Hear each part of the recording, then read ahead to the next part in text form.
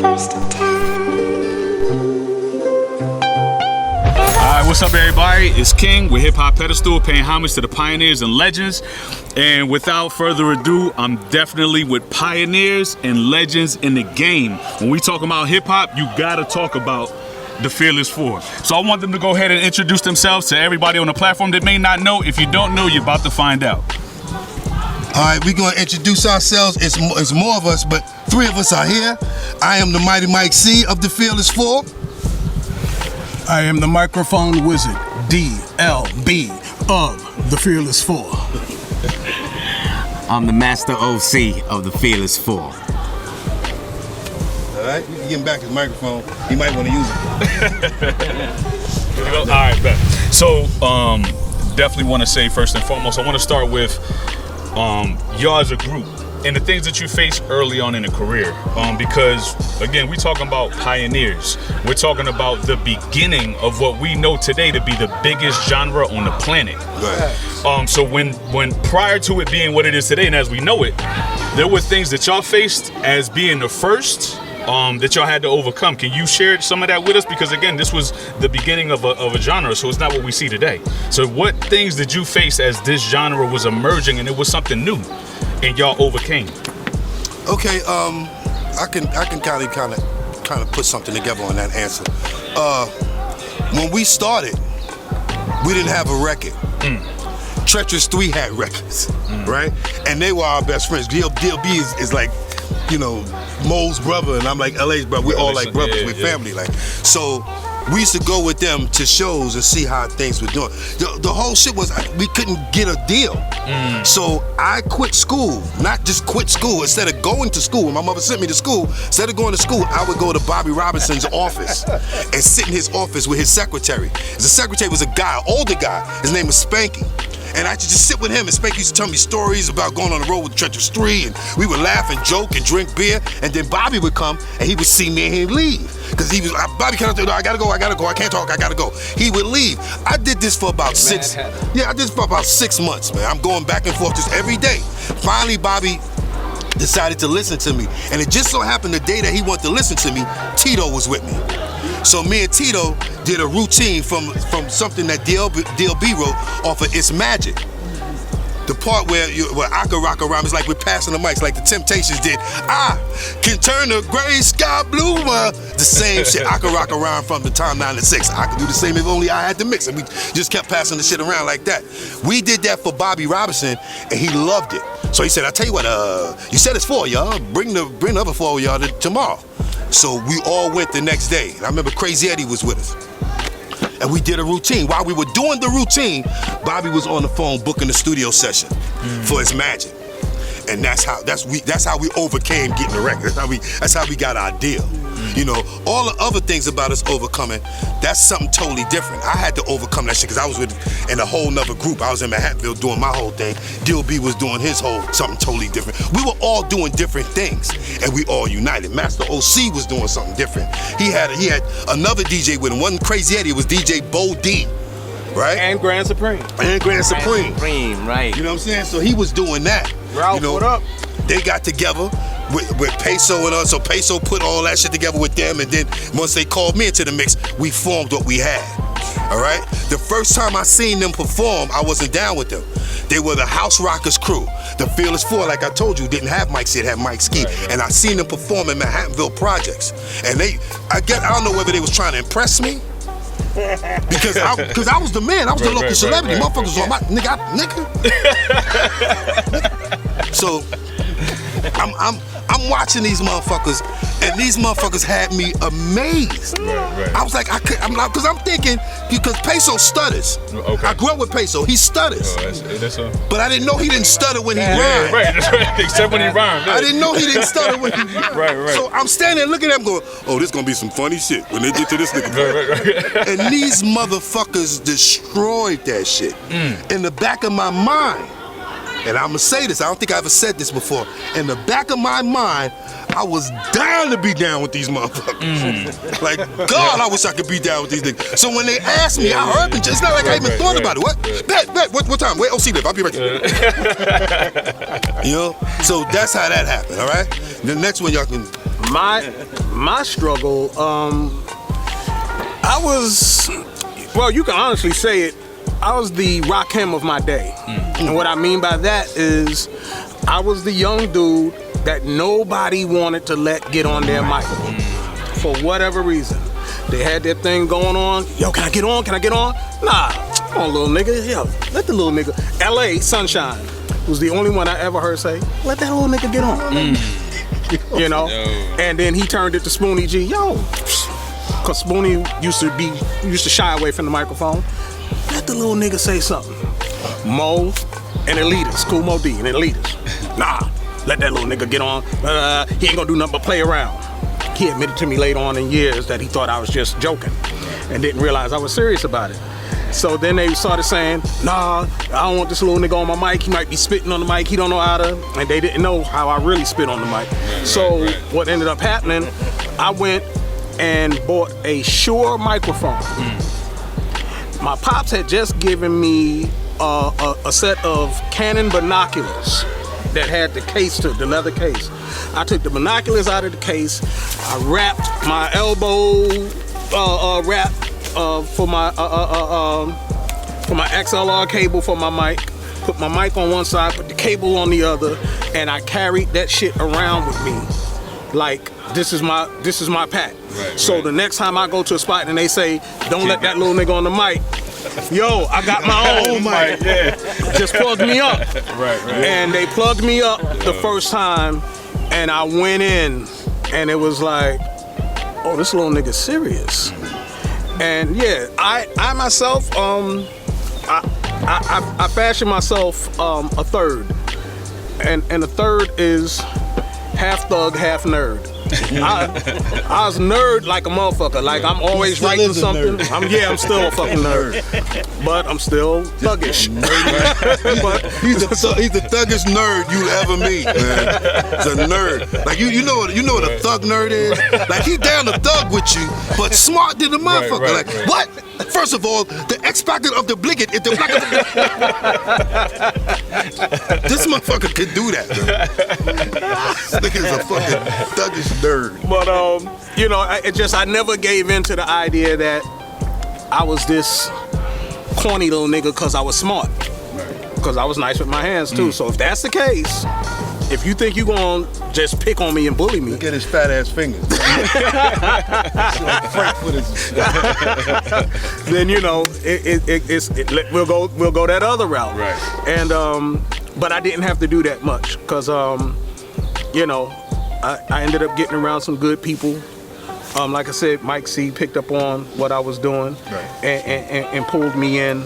First stage I ever got on and performed, I'm saying stage, Mike Cee put me on that stage. And like you said, a few days later, we're at the Celebrity Club. It was a big spot on 125th Street in Harlem back then. And OC is there watching because one of his MCs is already part of the show, who is Tito. And then OC heard me and was like, yo, I guess Tito was like, yo, we can get him. And OC's like, yeah, bring him to the crib. Let me run him through. Next thing I know, I'm up on team and I'm in the crib and I'm like sitting back and we doing what we do and I'm letting them hear me. And then Mike Cee at the time was like, yo, you gonna be the leader. I said, the what? I was like, yo, I'm the youngest. He said, yeah, but the shit you write, the shit you write is gonna be the shit we say. And if you lead it off, and then, because Mike Cee actually came up with the lineup as far as who would go first, second, third, so on and so forth. And it was his idea, and I just started writing from there. And I write melodically. I hear the song like I'm listening to it on radio. And I hear the melody and all I do is plug in the words. And that's how I started with my lyrical approach to everything. Then he left, so it was like Mike Cee came in, I left, No, well, actually, it was I left. You left. Mike Cee came in. You came to Mike back. Cee left after I came back. You came back. And, Fearless 4, as Mike said. But definitely, again, Mike Cee pulled me in, first stage I ever been on. OC pulled me in the first time I ever felt like I belonged to a group, because all before then, I'm this little shorty who's asking people, can I get down with you? Right. Can I be, if I can just get on the mic, I'm fine. But y'all not looking for another MC, I can't get down with y'all's crew. And there's crews up here where I'm born and raised on the hill. This is the park I grew up in. And they was not letting me in the crews up here. OC gave me a home. Mike Cee gave me a spotlight. OC gave me a home. And from there, shit. We are. Yeah. My biggest struggle is, me and Tito was coming up with getting a group in the hip hop game, and I had these little brown turntables, I remember. And my biggest struggle was my mother and father, because my mother and father was not having it. They didn't want these guys in the house. Oh my God, it was Get crazy. these niggas out of here. What you doing with these black people in my fucking house? Using my bathroom, eating my chicken. Loud niggas. Name it brown niggas. They were on some shit. It's so funny. Niggas in my house playing that fucking jungle music in there. Yeah, it's so funny that happened like that. But they became to be their mother and father. It's so funny because right now, my mother and father, they ask me, where's these guys at? I haven't seen them in so long. I'm like, we're performing in Atlantic City, June 17th. Right. So that was my biggest struggle, and then we kept at it. That's the bottom line. We kept at it, and this is where we at. We may not have been the rich. We didn't make the money that we were supposed to make, or whatever the fuck, or however it may go. You know what I'm saying? Because we had our turmoils and how things went, but we're back. You know what I'm saying? And we never lost our audience. We never lost our flavor. I believe we all can do the same thing at the age that we're at now. I'm 59 years old, man. I'll be 60 next year. You know what I'm saying? But if you test me, motherfucker, you'll think I'm 20. Don't play yourself. Fucking with me. So now let me speak to the legacy now. Being as though you are, again, staples, pioneers, legends. Yes, sir. Speak about some of those milestones that the Fearless 4, reached or acquired, or those things that add to your age and legacy. Oh, the first. Y'all ready? That's what we want. We were the first. We were the first. We were the first. We were the first. We were the Right. first. Let's talk about First it. hip hop group to sign with a major label. After leaving the Independence. After leaving the Independent. We were one of the first, between us and Houdini, were the first group to perform in Radio City Music Hall, because I know they performed the same day we performed. That's amazing. Right. First hip hop group to perform in Radio City. Basically, we're part of the first hip hop concert ever at Radio City Music Hall. So I can't lie and say I don't feel a certain way that we weren't invited to be a part of this current Radio City Music Hall thing, because if we didn't bring it there, and I'm gonna tell you how we brought it there. If we didn't bring it there, it wouldn't have happened. Radio City wouldn't have known hip hop. Wow. Not when we introduced it. Right. And one of the ways I say we brought it is because the Fat Boys was the Disco 3 when we discovered them in a talent show and said, y'all are gonna come to with us to Radio City Music Hall to perform. They was the Disco 3. They won the UTFO contest. was a dance crew Some more motherfuckers that was. who we discovered as judges of this talent show. Yep. And said, y'all are gonna come with us when we perform this concert at Radio City Music Hall with Tin Pan Apple, right? Tin Pan Apple. Tin Pan Apple. You said Tin it right. Pan Apple. Tin Pan Apple. Stupid name, but Charles somebody. Charles I know. Stetler. Okay. What's up, Charles? He's still out there. He hit me on Instagram every now and again. All right. So yeah, so that's part of our first. That and what you call him, DJ Hollywood, who I love dearly, once said, when you are the first, oftentimes that means you're the forgotten. Look at that. So with us, we was definitely the first, as Mike Cee stated, to move into a major record label from the independents. The first hip hop concert ever at Radio City Music Hall was us. The first hip hop collaboration was us, and it doesn't get talked about even by the people who was a part of that collaboration. Meaning, Curtis Blow was the first rapper who could ever say he produced another rapper because he worked with us on Problems of the World. Produced Problems of the World, F4000, the Fearless Freestyle with Along Mr. Magic. with Mr. Magic. Right? This before the Fat Boys were ever fat. They was still skinny motherfuckers when we did this. They were still the Disco 3. Niggas didn't eat yet. Wasn't eating yet. Wasn't eating yet. Stupid. So that's some of the first. Go ahead. Go ahead. That's some of the first. The first hip hop group to ever have a scripted music video for their song. Wow. Now, let me be clear about it. Right. Grandmaster Flash and the Furious 5 was the first hip hop group to ever have a music video for their song The Message. Okay. But our follow-up, Problems of the World Today, was the first scripted, meaning we were acting out the scenes as opposed to just having a camera in front of us and performing the rhymes. We had actors. We acted ourselves. You know. Go look at the video. And we're gonna cut right now. Go to Problems of the World Today. And also the first. That was great. The first group to take a conceptualized song like that and put out 8 16-bar verses between the 4 MCs. So my 116, Tito's 16, Mike's 116, Peso 16. After the break, we come back again. My second 16, Tito's second 16, Mike's second 16. So, and even with that, the first to step out and say freestyle. Right. And our single, Fearless Freestyle. Right. Everybody do a freestyle now. Freestyle. Nobody was saying the word freestyle already. Everybody does a freestyle now. And everybody's talking about how many bars they drop. Right. I dropped a hot 8, a hot Don't listen 12, to this nigga's a hot bars. 16. If you listen to Fearless Freestyle, I'm the first cat ever to drop a hot 32 bars.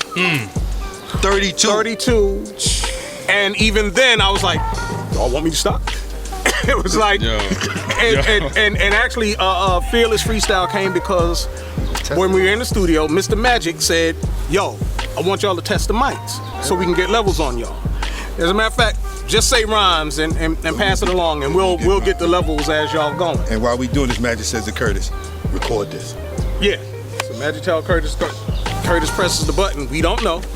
And we go through our verses. You know what I mean? Again, my 32. I think Tito did 16. Mike 16. did about 16. Peso did some. Did his. And then when it was said and done, you hear Peso go, DLB, impress the lady, and then the music goes off. We murdered that entire music track. Before we was finished rhyming, the music was going off. That might have something to do with me taking a whole goddamn 32. But I didn't know. 32. He spit the hell out that 32. Right. And then Magic yells out, we got it, that's a record. So y'all didn't even know that this was... We didn't know Fearless Freestyle was being recorded. If you listen we to were Fearless testing Freestyle our from the microphones, beginning, man. That's how you test the mic. We were You'll testing hear the me mic. acting stupid. That's all.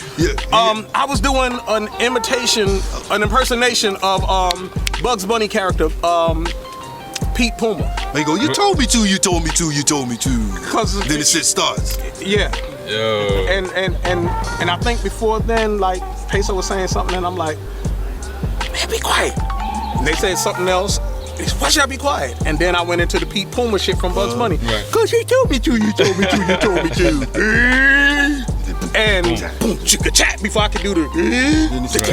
And now I was like, oh shit, gotta get serious. Yeah, you Cause y'all So you didn't even know that. So y'all just had. I didn't know it was recording. Nope. This is what was about to be captured. It was candid. No idea. We thought they were just testing the levels. Yeah. Right. And we did the whole shit, and then after we finished, Magic said, "Okay, that's a record." Yeah, that's hip hop right there. And we said, "Really? That's hip hop. And you can't get no more hip hop than that. That's hip hop. Straight right there. hip hop like that. We didn't plan it. When you go in the studio and you start doing some shit that you did not plan, Right. and they put it out as a song, how more hip hop can you get than that? Right. Yeah. The fuck? Do I gotta tie a mic to my dick? What the fuck are you saying to me? We should be placed on a hip hop pedestal. The fuck? Right. Wait a minute. Yeah. The fuck? There we go. Hip hop. Wait a minute. So, yeah, and in that same project, ended up being the first hip hop group where a member ran solo but broke down his whole crew and vocoder, which is now called auto-tune, F4000. Yeah. Wow. We did F4000? Oh, by the way, let me state this. Problems of the World and Fearless Freestyle, rocking it. It's Magic. Was written by this motherfucker here. Wow.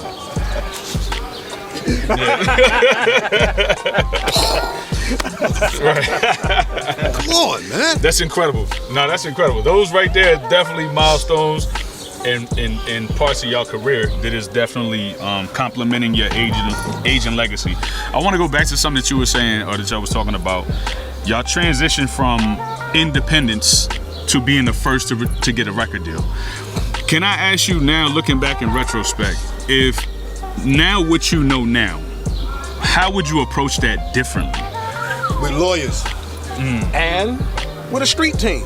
With a street team, with lawyers, everything that they've learned. See, people, these MCs or rappers or whatever y'all want to call them today, and I don't knock them, the stuff that they learned, the stuff that they're doing now, the entrepreneurship, all that shit there, is we open the door for that. Not just us, but everybody, all the old school, we open the door for that. We didn't get paid, so you can get paid. You know what I mean? Wow. You know, and then they try to tell us that, you know, now we doing our shit. Motherfuckers say, well, y'all, that's you old. We not old. You know what I'm saying? Yeah, they say you're older or whatever, but let me tell you something. You don't stop rocking because you get old. You get old because you stop rocking. Do any of us look our age, nigga? Right. I'll be 60 next year. Do I look like I'll be 60 next year, nigga? Come on, B. Right. Come on, look at this. Look at these niggas. Look at this nigga. Look at OC. If he don't take off his hat, you'll never know how old this man is. And I'm the youngest of the group. He's the youngest. Right.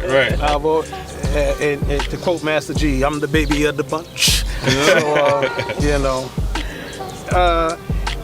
Yeah, man. So that approach would be different, like you said, with lawyers, a street team. Street team, because we signed with Warner Brothers. Okay. First. Okay. With Bob Krasnow. Yeah. This is after we left Enjoy. After we left Enjoy, we had a meeting with Bob Krasnow. What took about an hour, maybe. We didn't even have time to eat a sandwich and drink a bottle of water. What? You want us? And Bob Krasnow was having his people draft a contract for us for Warner Brothers. Right. But while the contract was being drafted, Bob Krasnow received a promotion from Warner Brothers. They made him the chairman at Elektra Asylum, what cats now just call Elektra. Right. So we're the first at Elektra. Right. The first to sign with Warner Brothers, period. And then we actually broke open that mold at Elektra Asylum by moving over with Bob Krasnow when he did, God rest his soul. And they didn't know how to push hip hop back then. At all. Warner Brothers Elektra Asylum was new. They didn't know how to push. One of the things that they did, which proved they knew nothing about hip hop, they wanted to get somebody to mix our record, which by the way was the first hip hop / punk rock melding song, Just Rock. And we used thematically we used the song Cars by Gary Newman. So they didn't know what to do, and what they ended up doing, we said we got to get somebody to put a mix on this. Now we knew that we wanted to bring in our person. Now tell you what we're gonna do. We're gonna put Larry Levan on this. Paradise. Now I don't know if anybody here knows Larry Levan. Your face looked like who the hell? Larry Levan was a very big music producer and mixer and DJ and all of that. But he was a club DJ. Okay. Gotcha. Primarily at the Paradise Garage. Right? And I've heard him play on Fridays. I've heard him play on Fridays. And what only on Fridays. And then but I knew his skill, but I also knew that his skill would not mesh with what we were doing. Right. So here we are in hip hop, the first hip hop song, Just Rock, to have space drums in it. So that took us out of hip hop and started pushing us toward mainstream. Right. But mainstream was not ready for hip hop at that time. Right. So again, another first, right? We're the guinea pig, right? So sometimes you got to test. You throw spaghetti up against the wall and see if it sticks. Right. If it sticks, it's done. Right. Well, we were being thrown up against the wall a lot, and not everything stuck. Right. We stuck, but it didn't stick. Right. You know, we had our own stick-to-itness. Right. But in a time where you are moving with the majors, we have to move on that schedule. Right. You know, so it took us a minute from that Something New project, which featured Just Rock and got the turnout, before we could even get to Problems of the World, which another first Mike Cee EP, which gave you not only an A side and a B side, but gave you 3 individual cuts on a 45 single. Not the 45 disc, but the speed. You know, the one, the disco, the large disco joint. Yeah. 3 different projects on there, right? And just needing the right street team on that, I think would have took us to the thing, because, or I should say, and when I say the thing, I mean the next level, is because you have everything in place that says we're going from tri-state or East Coast to countrywide and international. Right. Because we even had our songs pressed up in Germany. Wow. But without a street team, we had nobody to get us over in England, even though we are big over there. Right. No one to get us over there to perform. Right. No one to get us in Germany to perform. You know, we had Europe on lock. We had stuff in Japan. We never went to any of these Asian countries. We never went to any of these European countries to perform because we didn't have the right team in place, making sure that we got where we need to get. Today, you got Instagram, right? You got a Facebook, you got a whatever. You got social media. And you got social media. You can throw yourself out there, and if you get enough followers, don't give a fuck about how much talent you got. Yeah. Get the followers. A lot of motherfuckers ain't got no talent and making a lot of money. And you go, how the fuck there's no talent? I see no talent. Well, you got Instagram and social media will push you that way. You know what I mean? So, like one of our dudes, one of our Fearless Fam associates, is Microphone Prince. He got some good stuff that he's doing, and it's out there. But there's people who don't have nearly the talent that he has in his fingernail. But they got more money than everybody. Making more money than he is, you know, and he's putting stuff out. Peso still puts stuff out, you know. Again, fingernails worth of talent in comparison to some of the people who have all of these followers. I'm not hating on you. Live on. If I could figure out that algorithm and do it, I'd be right there with you. Trust. But nonetheless, you know, those are some of those first challenges that we had to overcome, and to look at it now, and like I said, and see somebody saying, oh, it's a Pastor Mike concert and this and this and that, and we ain't on it, and you're not even invited. Like, give me a backstage pass so I can be there to watch you know, this thing take place. But we didn't even get an invite for complimentary tickets. You know, I'm gonna be there because Kumo D's on it, and I roll with Kumo D a lot. Like I've been all over the world with Kumo D. Right. You know, I've been to Germany on some Mighty Mike Cee shit. Right. But I've been all over the world with Kumo D. So Kumo D is performing at Radio City. And when I spoke to him the other day, I said, well, it's just you because you're only doing one record. It's a Pastor Mike. Right. He said, yeah, but you know, I told them that I want y'all behind me. The next, you know, that we always wrote. So I most likely will be there. Right. Okay. But I'm not doing nothing. I'm just Now, behind. in reference to that, you know, let me get your perspective on the fact that why you think it is that, because another thing that we talk about on this platform is bridging the gap between the generations. And definitely, you know, giving the pioneers and legends their just due. Thank you. So why do you think it is that in this genre, hip hop, the biggest genre, is that the pioneers and the legends aren't getting their just due? And, you know, it seems to be that, do you think it's foreign influence? Do you think it's the how fast it increasingly blew up? What is it that you attribute that to? Two things. One, I'm gonna say the record industry. And two is gonna be the fickleness of brown people, black people, Latino people. And now, let me go with one. The music industry says we can do more to, with, and or against the culture of this people if we bring them death and destruction, with their appetite with death and destruction, and watch their community crumble. Right? To have Frankie Crocker at WBLS say no hip hop, to hearing Rockin' It and putting Rockin' It not only on WBLS but in full rotation. Like Again, the first. Another first. Like if you remember, if any of you remember the WBLS call out, WBLS, where you hear so and so and so and so, Blue Magic, Earth, Wind and Fire, Fearless 4. What the right? So I don't want to get stuck there. That's what we I'm just letting you know this is another first. This is where it comes from. Two, now, no conscious rap.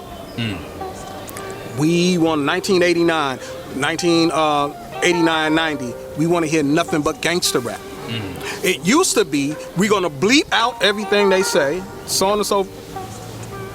And we don't want any gangster rap. Right. Now you can't get anything but gangster rap on. The record industry, the music industry. Two, the fickleness of black, brown, Latino people. The Rolling Stones, 70s, 80s, and will sell out an arena tomorrow. That's right. Tomorrow. Right. Because their fans are their motherfucking fans. Latinos, blacks, we got the motherfucking Menudo syndrome. When you get to a certain age, we not checking for you. Get the youngers again. We not checking for you. There is no loyalty to that. Though, and let me not make a blanket statement. Those people who are loyal to the art of hip hop are rare. But as a people, we tend to turn our backs on our history. We belittle our history as if it means nothing. And then you look around and you see areas such as Bed-Stuy, Brooklyn, Harlem, New York, so on and so forth, and you see them being re-gentrified. Right. And we can't afford to live there. It's because when we had it, we wasn't respecting it and turned our backs on it. And hey, I'll come in. I'll come in and take that dilapidated building and turn it around and make it something that we yuppies, that we progressives can be proud of. Push everybody else right. So we don't stand for our own. Exactly. And if you don't stand for something, you're gonna fall for anything. And we tend to be the people who fall for any and everything. So yeah, it's definitely hard. You know, think about it. Walt Frazier with the play for New York Knicks for years.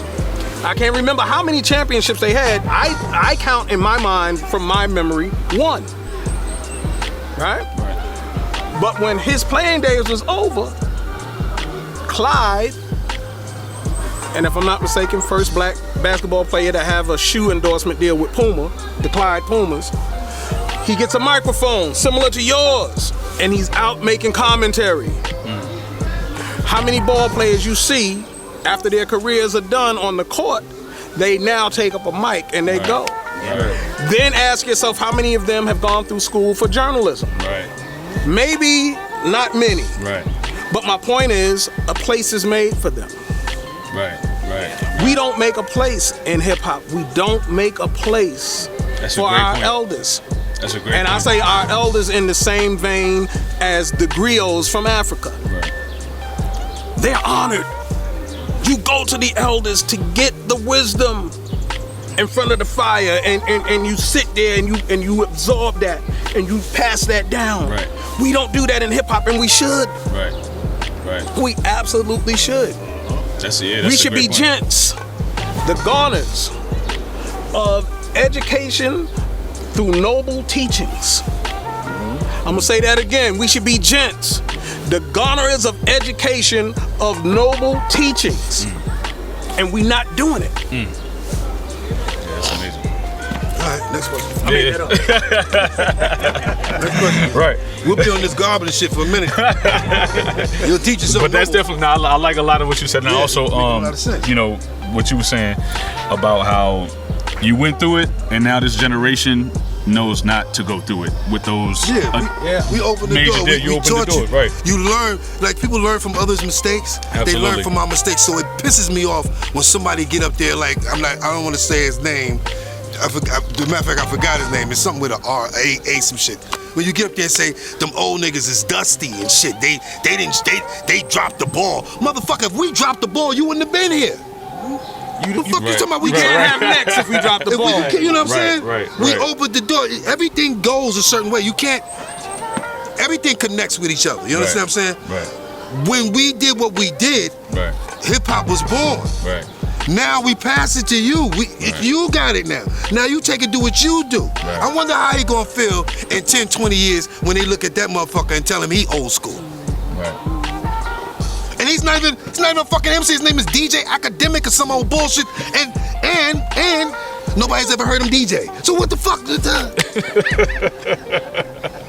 fuck out of here. Nigga, smack the shit out of you. And let's not get it twisted now, because if I put my crew up against anybody right now, they gonna have a problem. Guaranteed. What's the problem? Right. I'm not saying, I'm not trying to toot a horn or nothing like that. I'm not trying to say we gonna destroy everything. But if you fuck with us, it's gonna be problems, man. It's gonna be problems, man. We get up there, we gonna do what the fuck we got to do, man. Ain't none of us scared. We ain't never scared, nigga. I said the fuck. I'm Mike Cee, nigga. I said it. I don't give a fuck. I'll say it, dude. I don't give a fuck, man. I never gave a fuck. And that's the thing, you know, and that's what's beautiful about this platform. This platform is targeting, you know, bridging that gap, because you said something it's amazing. Like you said, when you compare sports, even boxing or anything, when they retire, who's the one that's commentating the fight? It's a Lennox Lewis. It's you know, people that can give you, you know, good input. Because they was in it. Because they was there, they was in it. So of course we would want to hear, you know, from us. Exactly. From people, and that's what this platform is for. Exactly. So that they can hear it from you. And I appreciate it because of that. Because if you let these other motherfuckers tell, you can't, the thing is, you can't let other people tell your story while you're still here. Right. All right? That's where the word history comes from, because it's his story. You know what I mean? It's his story. So we're here to tell our story so you can hear from the horse's mouth, bro. Right. I can't stand when motherfuckers sit there talking that bullshit and talking about the old school ain't do this and the old school ain't do that. Nigga, if we didn't do it, then where would you be? Right. There would be no hip hop if it wasn't for the motherfuckers that started it. And you'd be out here still wearing your Michael Jackson jacket with the zippers. you know what I mean? That shit it just bothers me when motherfuckers or the disco talk that like shit. You was telling about that was going on in Queens. Disco doing John Travolta and all this old bullshit, nigga. That's what it was. You know? Right. And I'm not knocking nobody from Queens. Them MCs out there is tight. My man Mikey D, that's my dude. He be killing it. But when we talk about where it came from, where it started, it's so much. Right. It started here, started there, started there, started. I'm telling you from where I know it from. You know what I'm saying? I know it from being started in the Bronx, because as far as I know, Queens and all the other DJs were doing a lot of disco. Like my man Hollywood, I love Hollywood. That's my brother.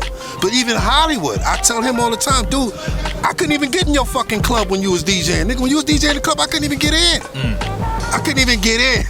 They wouldn't let me in, and if you was in there and you started breakdancing, your ass was getting the fuck out. Yo, you definitely wasn't writing on the walls. You know what I'm saying? Look at that. Hollywood was the motherfucker one of the motherfuckers that made me want to do it. You know what I mean? And I used to rhyme like Hollywood. Da da da da da da da da da da da da da. You know what I'm saying? Right. Cut that out real quick. Niggas like, yo, you still rhyming like that? But that's where Hollywood.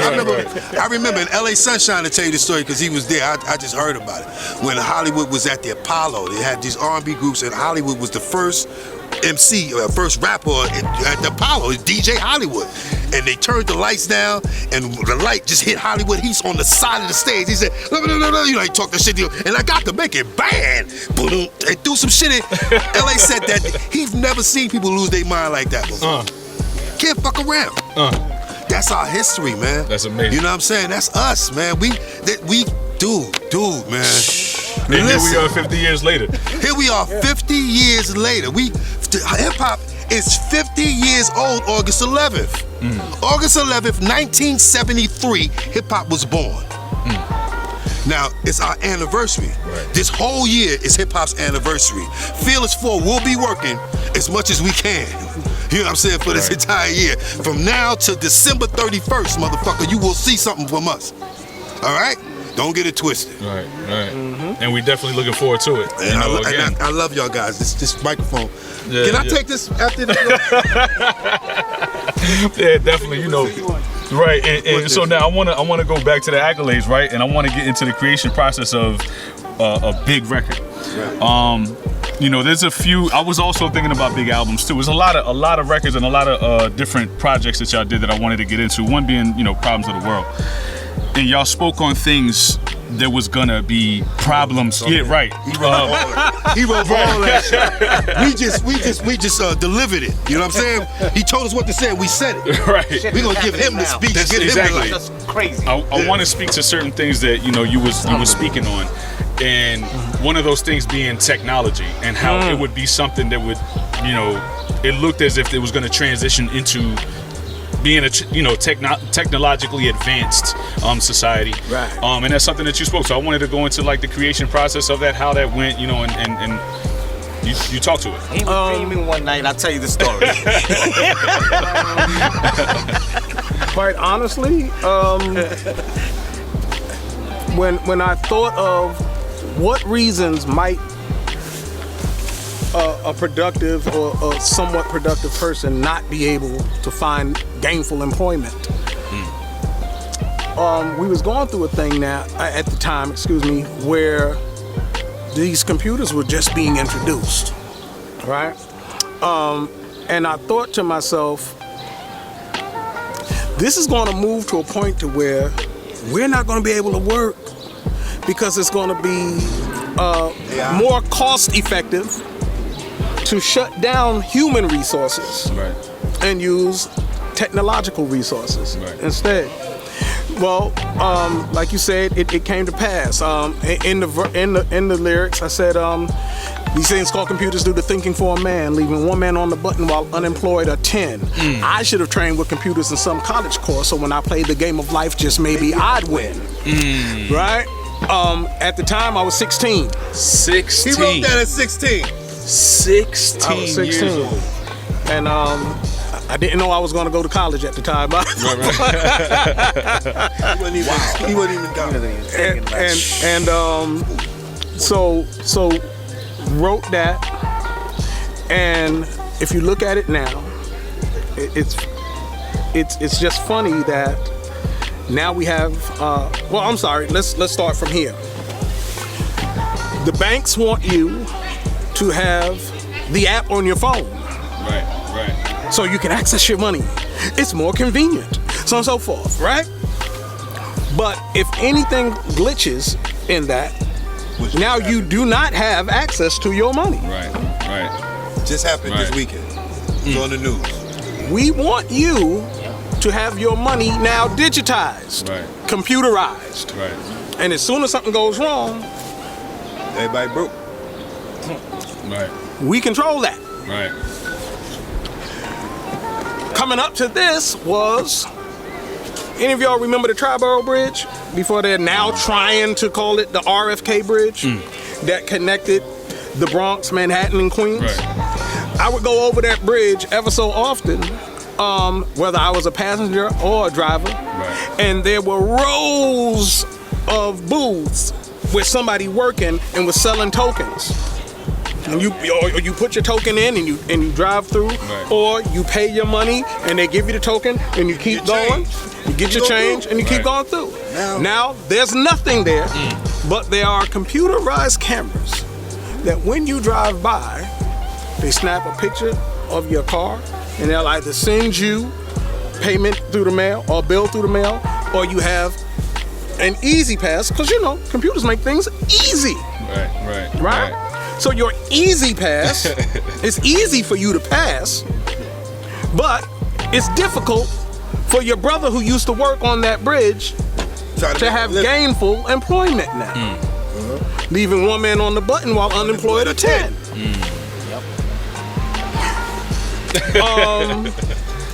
The bank say the same thing. One man on the button, unemployed are 10. Right. I'm in the field of education now. I've been in the field of education since 1997. I'm currently the assistant principal of our old junior high school, and before then I was the professor at the Cambridge College Graduate School of Education. My students were teachers working toward their master's degree, and everything was moving toward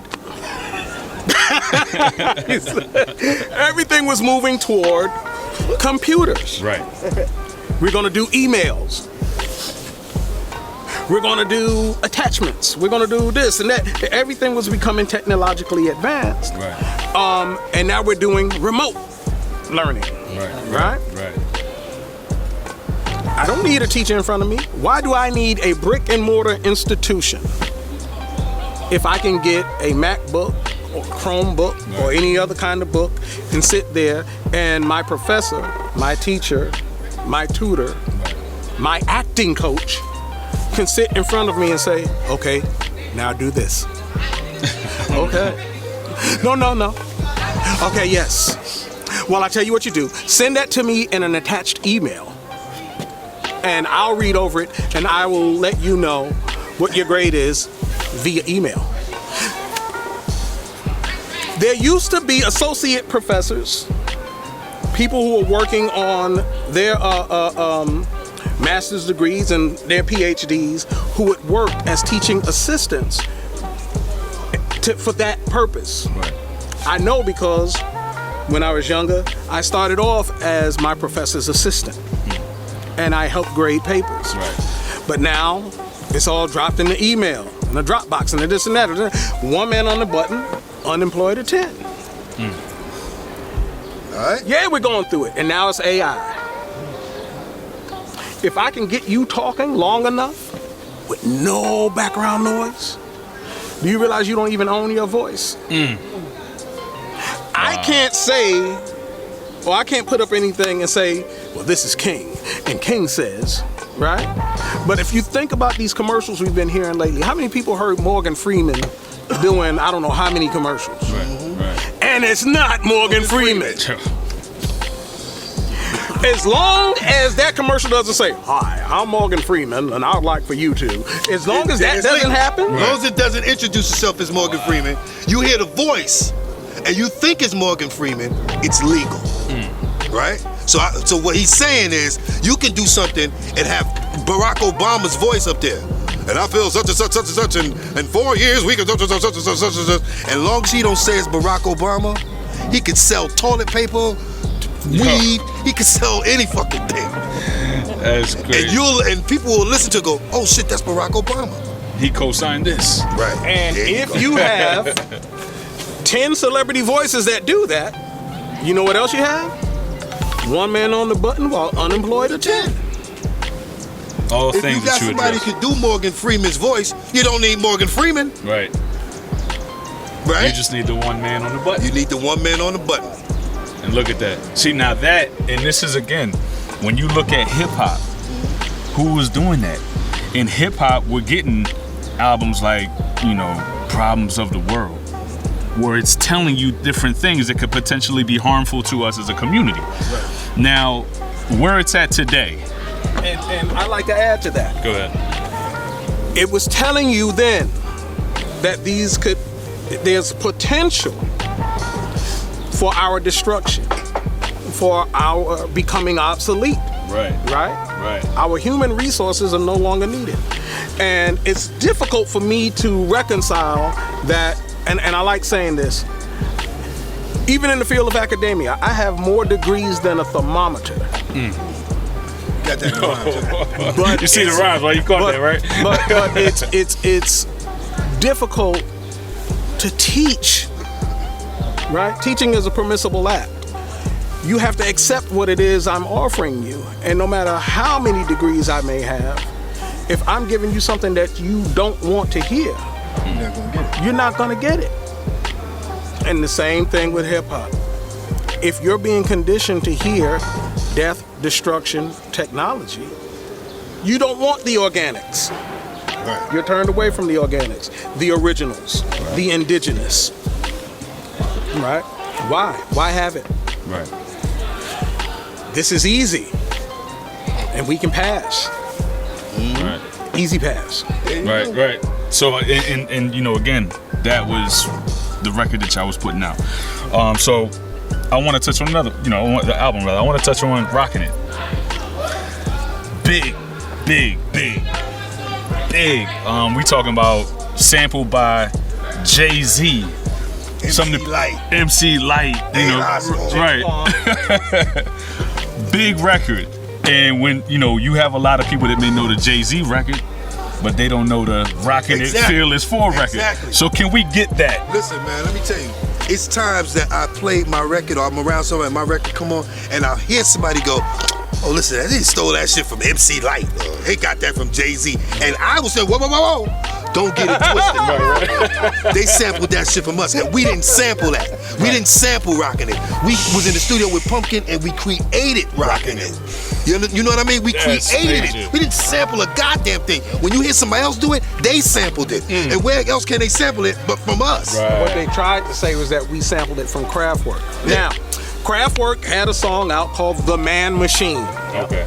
And I kid you not, I was inspired by The Man Machine. So right there. But I was Credit. also inspired by Sarone's Rockin' in the Pocket. Which, if you played on its natural speed, boom, boom, boom, chap, boom, boom, boom, chap, chap, boom, boom, boom, chap. You gotta rock it in the pocket. But we threw it up to 45. Add the bass line, boom, boom, boom, boom. Now instead of it going,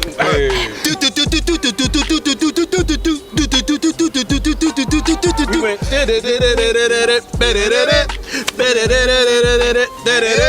So we were inspired by those two songs. Right. We melded them together, but we were way more melodic than any of that shit. Right. Never sampled. Right. Live band. Live band. Two people played instruments, or we had two musicians that played on that song. One was Pumpkin, God rest his soul, and the other was Poochie, Spoonie G's older brother, Bobby Robinson's nephew. And Poochie played the congas, right? So Rockin' It. Mike Cee went away to California, and he came back, and he said, "Yo, it's something I want us to try for a routine." What? He came. Don't fight or fuss. If you wanna rock with us, just freeze. 2, 3, 4, defrost. Boom, boom, boom. So now with me, it was like, but where do we go after we defrost?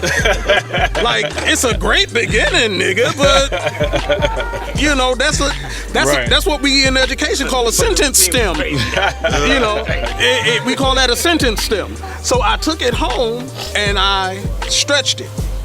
Don't fight a fuss if you want to rock with us. Our talents will thrust, so with us, leave your trust. Get to this show, train, cab, or bus, because we're rocking it. Yes, we are rocking it. We're rocking it, y'all. Rocking it, right? So now we know why you shouldn't fight a fuss. Now we know why you should rock with us. You know, and what are our next steps? Right. I'll tell you what the next steps are. Going one by one, individually, we'll rhyme to expand this fun. So clear yourself from the launching pad as we blast off. We'll begin with the first and then with the fourth. Because we're rocking it. Doing what? Rocking it. Yo, My skills climb. Rhyme so bad when they come to me. $1 million boy, $1 million man. What was that? Tito. But I'm just saying, you know, so we all had a little shit. And at that time, before we made his magic, I was Mike Cee, he was DLB, Tito was Tito, Peso was Peso. That was our names. We needed a title. Right. So DLB came up with titles. He looked at each and every one of us and looked at what was the point that we would push like that. What was our shit? So that's when Tito became the devastating Tito. Peso Tito became used to kill the women. Yeah. Tito bitches. Walk up on stage, bitches lose their fucking mind.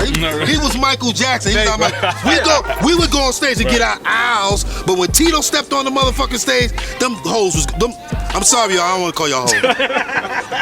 Them bitches was losing their fucking mind. You should have seen them hoes. So Tito, in my opinion, he was devastating these women. Right. Mike had one of the most forceful voices and projective voices I've ever heard. That's might. That's strength. Right. The mighty. He's gonna be the mighty Mike Cee. Right. Peso, the great. Although I met his brother Kenny first. Kenny G was the first MC of the Graham family that I met. It dawned on me that this dude who's had this extreme stuttering, speech impediment, gets on the motherfucking microphone and you don't know nothing about nothing. That's incredible. That shit is great, ain't it? That's incredible. He's the great Peso. There you go. Look at that. That's right. Look at that. And me, I'm bringing all of this shit together. I'm dumping everything in the cauldron. I'm mixing this shit up. And I'm coming up with our formulas. Stew like a fucking magical. Who does that? A wizard. The microphone. I'm the microphone wizard. Look at that. Wow. That's how the title history. came about. Yo. That's amazing. So It's Magic gave us the devastating Tito, the Mighty Mike Cee, the great Peso, and the Microphone Wizard DLB. Man, and you got that right here on Hip Hop Pedestal. For those that didn't know, now you know. It's half the battle. G.I. Joe! Listen, I know we can go on for hours with the amount of history that y'all got, but we definitely got to close it out. I want to say that I greatly appreciate y'all coming through, sharing this with us. Monumental, career and this legacy that y'all have, and it's still, currently aging, and we're looking at it here in 50 years where we can look back and look at our pioneers and legends and give them the platform to be able to, again, like you said, give your story and then also get your flowers, because a lot of people don't know and may not know all this incredible history that's right here, presently. And as I think about it, this was the exact part that I was in when I was told, don't let that little nigga get on the microphone. I was in this part. Time out. I knew that. I thought they knew that. I didn't think you had to say that this was the part. This was because I told y'all the place that we used to play. Right. Yeah, you were saying. I said one of his, right? He lived here. This was the park where the Treacherous 3 used to perform. Right. Before they was the Treacherous 3, and before Special K was down, they were the fucking, what was the Fantastic Four. It was Reggie Reg. Easy Lee, right? No, Reggie Reg first. Oh, Crazy Eddie? No, who was it? No, it was Reggie Reg, Easy Lee, right? The Fantastic Four were the DJs. Right, yeah. That's first. So that was Reggie Reg, our DJ, Crazy Eddie. All right. Easy Lee, and who's the fourth dude? Dano B. They were the Fantastic Four. And then they had their MCs. Their MCs was Kumo D, LA Sunshine, and Spoonie G. They then dubbed themselves the Treacherous Three. Until Spoonie dipped out on his solo. You'll know the Spoonie G solo record, the first, his first joint. Say it, 1 for the trouble, 2 for the time. Come on, y'all, and let's rock that. He made that and literally brought it to practice. With Mo in LA, and they waiting to practice. And he said, "Yeah, I want you to hear my joint." And they played. When you made this, so that's when they decided, okay, we'll get Spoonie and make us Special K. I mean, we'll get Special K and make us the Treacherous Three. And that's how they became the Treacherous Three. Yeah, that's amazing. Yeah. So it became Spoonie G. So if you listen to the Treacherous Three's first record, New Rap Language, on the other side, it's a Spoonie solo off of Love Rap. It's called Love Rap. And it, the cat, get to cat, then Spoonie start rhyming. It's a Love Rap. That's the Spoonie solo. But if you listen to the other joint, Spoonie's on there too. So it's Treacherous 3 featuring Spoonie G. The A side and the B side. Yes. Yes. Yeah, that's incredible. Incredible. But again, appreciate it.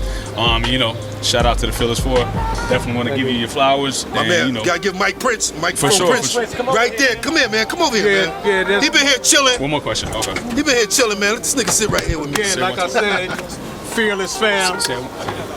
He might be standing in for Tito soon. He don't even know it yet. From Queens, we always heard that there was at one time plus one more. Is that fact? No, that's the Funky 4 plus one more. We never had a plus one more. Ever. Never. No. You're conflating the two. Which puts me in a state of consternation because I'm trying to. Okay, no.